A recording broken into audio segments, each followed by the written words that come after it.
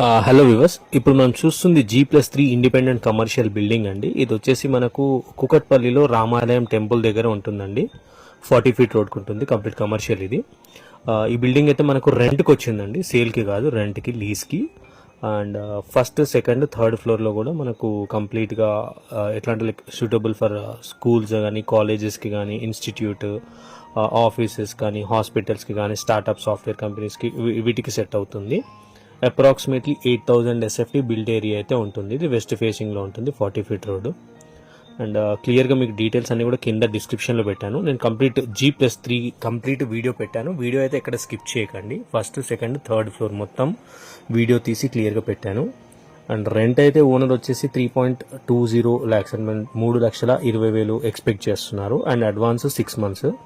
In case ఎవరికైనా property నచ్చితే కూర్చొని మాట్లాడుకోవచ్చు, ఓనర్తో నెగోషియేట్ చేసుకోవచ్చు. అండ్ ఇది జస్ట్ రెంట్కి మాత్రమేనండి, లీజ్కి, సేల్కి కాదు. సో డీటెయిల్స్ అంతా కూడా కింద డిస్క్రిప్షన్లో పెట్టాను. అండ్ కంప్లీట్ బిల్డింగ్ వీడియో కంప్లీట్గా 3 minutes ఉంటుంది. వీడియో మొత్తం స్కిప్ చేయకుండా చూడండి. ప్లీజ్ నా ఛానల్ని సబ్స్క్రైబ్ చేసి సపోర్ట్ చేయండి.